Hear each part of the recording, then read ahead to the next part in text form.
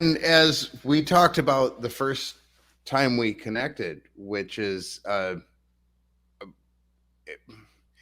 if a group of men had decided to do exactly what the Dossier Project did, not only would they probably all be running for Senate right now, Yeah. competing against each other.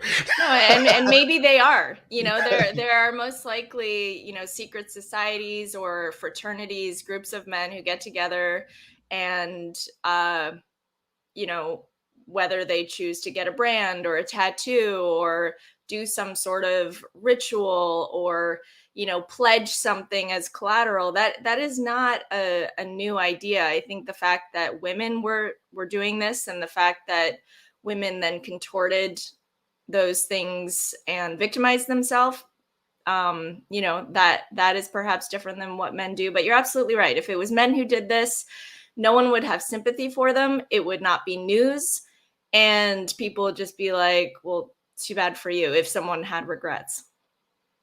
Well, and that's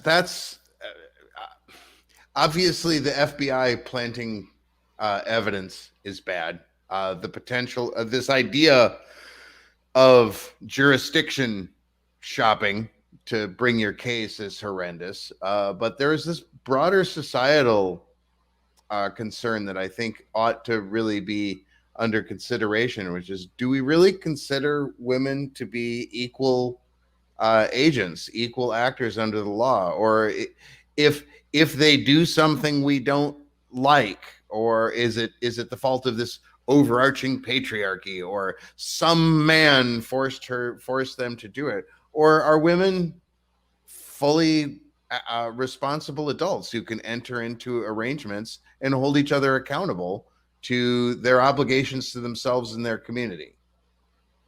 I think that's a Well, I think to your point, that would have been the crux of the trial, the question of whether women can make bold decisions and commitments and hold themselves and each other accountable, even if it's to in ways that aren't maybe common or socially acceptable by some people.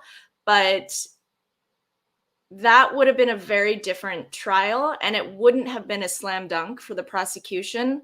And that is precisely why they needed something like a child pornography charge to put the nail in the coffin, because there's no way anyone can stand by a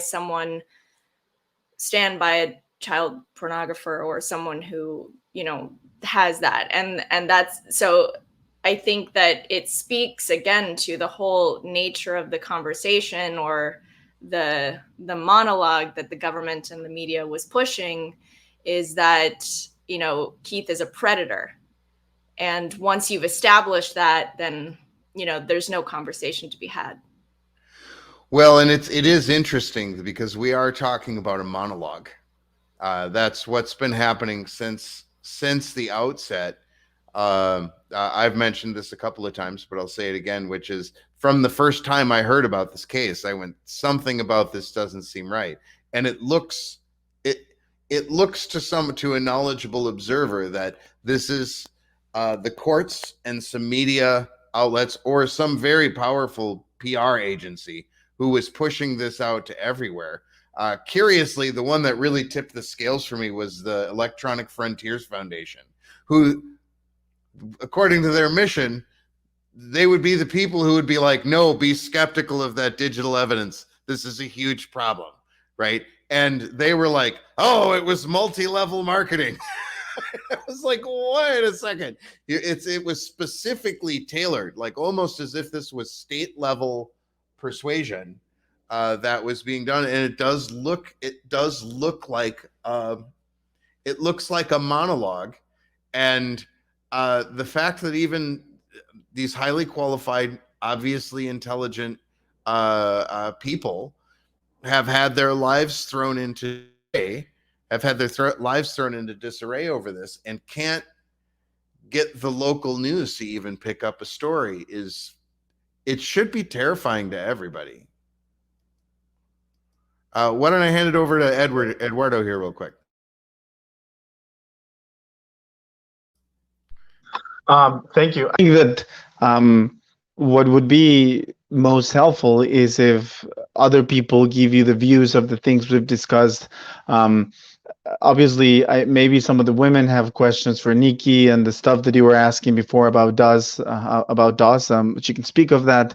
I thought Mark could introduce his story because in some ways it's undeniable. Even the people who brought this against us can't speak negatively of the work that ESP did for them because it's just mind blowing. And I thought he could introduce the trailer and we could watch it, and you guys can ask questions or the public can text questions. And because it is very powerful, and maybe if they want to watch the movie, that would be great too.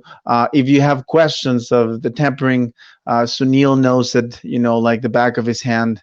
Um, and Tully knows the legality of the case, and obviously they have different schedules and they will be leaving, but we can make it very interesting like that.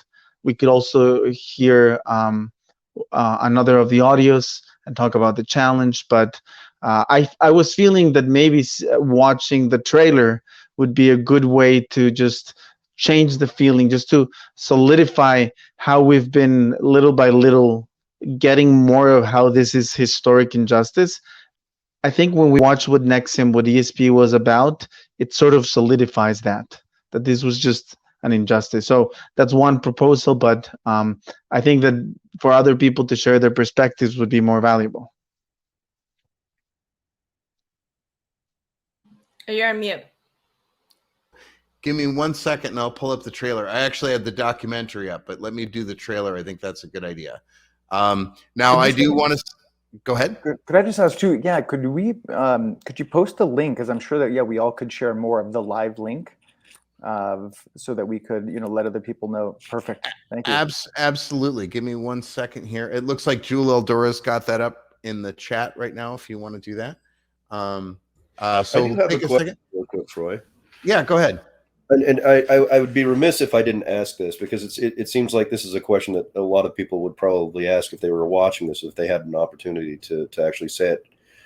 Is the fact that you guys had a positive experience of this process that Keith invented, basically,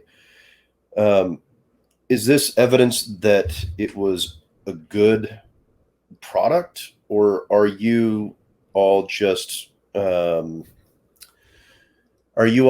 beneficiaries that we get to see? Because we see those commercials of